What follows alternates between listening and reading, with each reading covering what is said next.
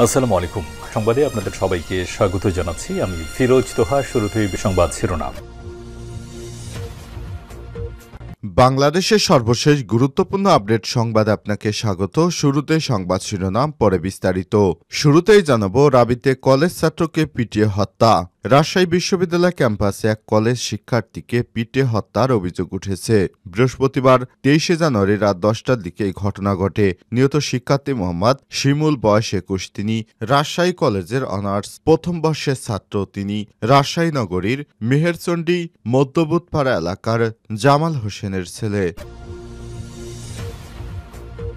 এরপর জানাবো, ডক্টর ইউনূস যাতে প্রধান উপদেষ্টা না হতে পারে তার জন্য সর্বোচ্চ চেষ্টা করেছিল বিএনপি, ইঙ্গিত করেছে সমন্বয়ক হান্নান মাসুদ। তারা সেদিন ডক্টর মোহাম্মদ ইউনূসকে প্রধান উপদেষ্টা না হতে পারেন তার সর্বোচ্চ চেষ্টাও করেছিলেন বলে মন্তব্য করেছেন বৈষম্য বিরোধী ছাত্র আন্দোলনের কেন্দ্রীয় সমন্বয়ক আব্দুল হান্নান মাসুদ। গতরাতে এক ফেসবুক পোস্টে এমন মন্তব্য করেন তিনি।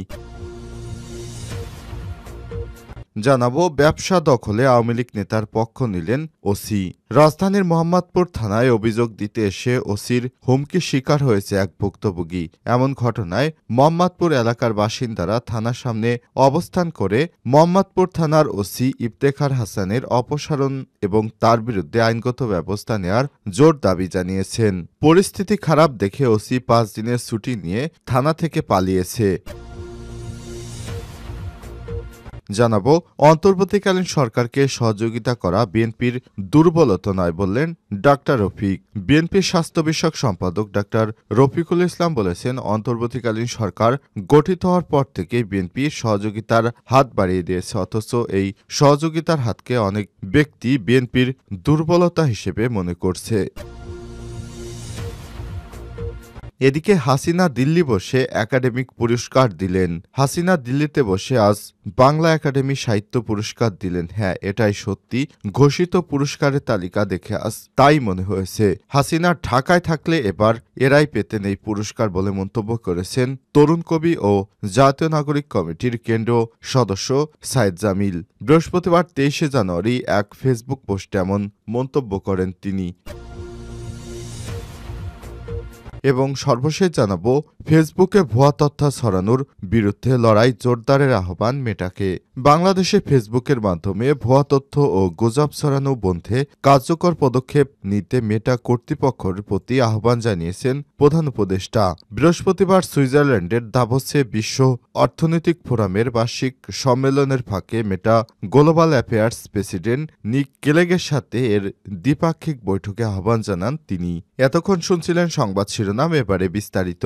তবে তার আগে বন্ধুরা, অনুরোধ থাকবে এই সংবাদটিতে একটি লাইক দিন। এই চ্যানেলে আপনি নতুন হয়ে থাকলে আমাদের সংবাদটি দেখতে দেখতে চ্যানেলটি সাবস্ক্রাইব করে রাখুন। কমেন্ট করে আপনার মূল্যবান মতামত জানিয়ে দিন বন্ধুরা, আপনি বিশ্বের কোন দেশ থেকে বা বাংলাদেশের কোন স্থান থেকে আমাদের সংবাদটি দেখছেন এবং শুনছেন। এবারে বিস্তারিত।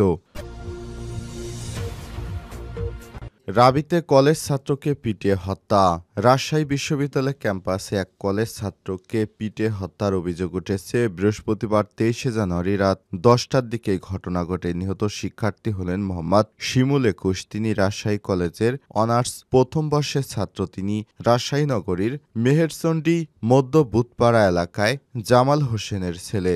রাজশাহী মেডিকেল কলেজ হাসপাতালের জরুরি বিভাগের ভারপ্রাপ্ত চিকিৎসক ডাক্তার মাহমুদুল হাসান ফিরোজ এই তথ্য নিশ্চিত করেছেন। খোঁজ নিয়ে জানা গেছে, রাজশাহী বিশ্ববিদ্যালয় ক্যাম্পাসের ভেতরে শিমুল তার বান্ধবীকে নিয়ে বেড়াতে গেলে বিশ্ববিদ্যালয়ের ভেতরে কতিপয় ছেলে তাদের ধাওয়া করে। ছেলেটি মোটরসাইকেল নিয়ে দ্রুত পালানোর চেষ্টা করলে এ সময় কয়েকজন ব্যাডমিন্টন খেলোয়াড় তার পথ অবরোধ করে এলোপাতাড়ি মারধর করে পরে তাকে উদ্ধার করে রামেক হাসপাতালে নিয়ে গেলে কর্তব্যরত চিকিৎসক তাকে মৃত ঘোষণা করেছেন। হাসপাতালের জরুরি বিভাগের ভারপ্রাপ্ত চিকিৎসক ডাক্তার মাহমুদুল হাসান ফিরোজ বলেছেন, যারা তাকে হাসপাতালে নিয়ে এসেছিলেন প্রথমে তারা সড়ক দুর্ঘটনার কথা বলে, পরে তাদের কাছে বিস্তারিত জানতে চাওয়া হলে জেরার মুখে তারা পিটে মারার কথা স্বীকার করে। নিহতের লাশ রাজশাহী মেডিকেল কলেজ হাসপাতালের মর্গে রাখা হয়েছে। বিএনপিকে ইঙ্গিত করে সামান্য হান্নান মাসুদের বক্তব্য। ডক্টর ইউনূস যাতে প্রধান উপদেষ্টা না হতে পারেন তার সর্বোচ্চ চেষ্টা করেছিল। তারা সেদিন ডক্টর মোহাম্মদ ইউনূসকে যাতে প্রধান উপদেষ্টা না হতে পারেন তার সর্বোচ্চ চেষ্টাও করেছিলেন বলে মন্তব্য করেছেন বৈষম্যবিরোধী ছাত্র আন্দোলনের কেন্দ্রীয় সমন্বয়ক আব্দুল হান্নান মাসুদ। বৃহস্পতিবার 23শে জানুয়ারি রাতে এক ফেসবুক পোস্টে এমন মন্তব্য করেছেন তিনি। এর আগে বিএনপির মহাসচিব মির্জা ফখরুল ইসলামের বক্তব্যের কড়া জবাব দিয়ে তার ভেরিফাইড প্রোফাইলে এক পোস্ট দেন অন্তর্বর্তীকালীন সরকার তথ্য সম্প্রচার উপদেষ্টা নাহিদ ইসলাম। পোস্টে তিনি লিখেছেন, বিএনপির মহাসচিবের নিরপেক্ষ সরকারের দাবি মূলত আরেকটা ১/১১ সরকার গঠনের ইঙ্গিত বহন করে। ১/১১-র বন্দোবস্ত থেকে আওয়ামী ফ্যাসিজমের উত্থান ঘটেছিল। বিএনপির মহাসচিবের বক্তব্য, সামনে আরেকটা ১/১১ সরকার, সংসদীয় সংখ্যাগরিষ্ঠতা ও নতজানু পররাষ্ট্রনীতির ধারাবাহিকতা, গুম খুন ও জুলাই হত্যাকাণ্ডের বিচার না হওয়ারই আলামত রয়েছে। তিনি বলেছেন, ছাত্র এবং অভ্যুত্থানের নেতৃত্বকে মাইনাস করার পরিকল্পনা ৫ই আগস্ট থেকেই শুরু হয়েছে। ৫ই আগস্ট যখন ছাত্র জনতা রাজপথে লড়াই করছে, পুলিশের গুলি অব্যাহত রয়েছে, তখন আমাদের আপোষকামী অনেক জাতীয় নেতারা ক্যান্টনমেন্টে জনগণকে বাদ দিয়ে নতুন সরকার করার পরিকল্পনায় ব্যস্ত ছিলেন। অনেকেই ছাত্রদের কথাও বলেছেন সেখানে। নাহিদ লিখেছেন, আমরা ৩ আগস্ট থেকে বলে আসছি আমরা কোনো প্রকারের সেনা শাসন বা জরুরি অবস্থা মেনে নেব না। আমাদের বারবার ক্যান্টনমেন্টে যেতে বলা হলেও আমরা যেতে অস্বীকার করি। শেষ পর্যন্ত বঙ্গভবনে আলোচনা ও বার্গেনিং এর মাধ্যমে ডক্টর ইউনূসকে প্রধান করে অন্তর্বর্তীকালীন সরকার গঠনের সিদ্ধান্ত হয়। আমরা চেয়েছিলাম ফ্যাসিবাদ বিরোধী রাজনৈতিক দলগুলো ও নাগরিক সমাজের সমন্বয়ে একটা জাতীয় সরকার গঠন করা। জাতীয় সরকার হলে ছাত্রদের হয়তো সরকারে আসার প্রয়োজন হতো না। জাতীয় সরকার অনেকদিন স্থায়ী হবে এই বিবেচনায় বিএনপি জাতীয় সরকারে রাজি হয়নি, কিন্তু অভ্যুত্থানের পরেই দেশে জাতীয় সরকারের প্রয়োজনীয়তা সবচেয়ে বেশি ছিল। অথচ বিএনপি জাতীয় সরকারের কথা বলতেছে সামনের নির্বাচনের পর। এ সময় তিনি লিখেছেন, ছাত্ররাই এই সরকার এবং বিদ্যমান বাস্তবতার একমাত্র ফ্যাক্টর যেটা ১/১১-র সরকার থেকে বর্তমান সরকারকে সম্পূর্ণভাবে আলাদা করে। বিএনপি কয়েকদিন আগে -2 এর আলোচনা করলেও এখন ক্ষমতায় যাওয়ার পথ সুগম করার জন্য নিরপেক্ষ সরকারের নামে আরেকটি ১/১১ সরকারের প্রস্তাব করছে। এ ধরনের পরিকল্পনা গণতন্ত্র এবং জাতীয় স্বার্থের বিরুদ্ধে যাবে এবং ছাত্র জনতা কোনোভাবেই এটা মেনে নেবে না। আমি মনে করি এটা বিএনপির বিরুদ্ধেও ষড়যন্ত্র। ব্যবসা দখলে আওয়ামী লীগ নেতার পক্ষ নিলেন ওসি। মোহাম্মদপুর থানা ঘেরাও স্থানীয়দের।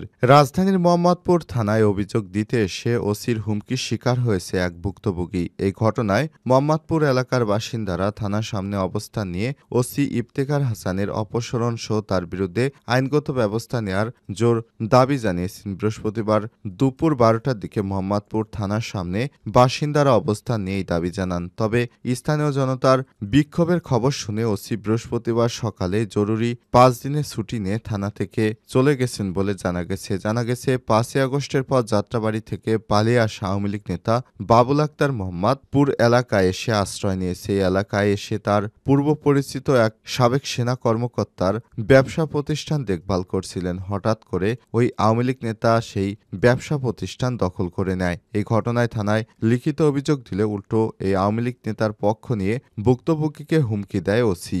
এই ঘটনায় এলাকার মানুষজন থানা ঘেরাও করলে ওসি ভয়ে আগের দিনই ৫ দিনের ছুটি নিয়ে বাড়িতে চলে গেছেন বলে জানা গেছে। তবে মোহাম্মদপুরের ওসি কর্মকাণ্ড থেকে বিভিন্ন সময় জানা গেছে তিনি আওয়ামী লীগের দোসর। এ কারণেই তিনি আওয়ামী লীগের বিভিন্ন সময় নেতাকর্মীদের সহায়তা করছেন বা তাদের কাছ থেকে ঘুষ খেয়ে তিনি বিভিন্ন অপকর্ম করছেন বলে অভিযোগ করেছে এলাকাবাসী। ৫ই আগস্টের পর থেকে মোহাম্মদপুরের বিভিন্ন স্থানে বিভিন্ন সংঘর্ষের ঘটনার খবর পাওয়া যাচ্ছে। এই সংঘর্ষের পিছনেও জড়িত রয়েছে বর্তমান ওসি। অন্তর্বর্তীকালীন সরকারকে সহযোগিতা করা বিএনপির দুর্বলতা নয় বললেন ডাক্তার রফিক। বিএনপির স্বাস্থ্য বিষয়ক সম্পাদক ডাক্তার রফিক বলেছেন, অন্তর্বর্তীকালীন সরকার গঠিত হওয়ার পর থেকেই বিএনপির সহযোগিতার হাত বাড়িয়ে দিয়েছে। অথচ এই সহযোগিতার হাতকে অনেকেই বিএনপির দুর্বলতা বলে মনে করছে। আমাদের বক্তব্য স্পষ্ট, বিএনপির এই সহযোগিতা দুর্বলতা নয়, কারণ বাংলাদেশ জাতীয়তাবাদী দল সবসময় মানুষের পাশে ছিল, আছে এবং থাকবে। আগামী দিনে জনগণের ম্যান্ডেট নিয়ে একটি সুষ্ঠু নির্বাচনের মাধ্যমে প্রতিনিধিত্বমূলক সরকার গঠন করবে। বৃহস্পতিবার 23শে জানুয়ারি জাতীয়তাবাদী পরিবারের পক্ষ থেকে শীতবস্ত্র বিতরণকালে প্রধান অতিথির বক্তব্যে তিনি এসব কথা বলেন। ডাক্তার রফিকুল ইসলাম বলেছেন, বিএনপির প্রতিষ্ঠাতা জিয়াউর রহমান দেশের প্রয়োজনে সবসময় মানুষের পাশে দাঁড়িয়েছে। একইভাবে তার দল বিএনপিও মানুষের পাশে এসে দাঁড়ায় সবসময়। তিনি বলেছেন, দেশের মানুষ এখন দুর্দশার মধ্যে আছে। আমরা মনে করছিলাম যারা একসঙ্গে ছিলাম আন্দোলনে সবাই যথাযথ পদক্ষেপ নেব, কিন্তু এখন দেখতে পাচ্ছি তারা সঠিকভাবে দায়িত্ব পালন করছে না, বরং তারা পেছনের দরজা দিয়ে বিভিন্ন রকমের ষড়যন্ত্র করছে। প্রতিটা সেক্টরে তারা প্রভাব বিস্তার করে যাচ্ছে। এ সময় জুলাই আগস্টে ছাত্র জনতার অভ্যুত্থানে নিহতদের শ্রদ্ধার সঙ্গে স্মরণ করেন বিএনপির এই নেতা। শীতবস্ত্র বিতরণ অনুষ্ঠানে আরও বক্তব্য রাখেন বিএনপির জাতীয় নির্বাহী কমিটির সদস্য হাবিবুর রশিদ হাবিব।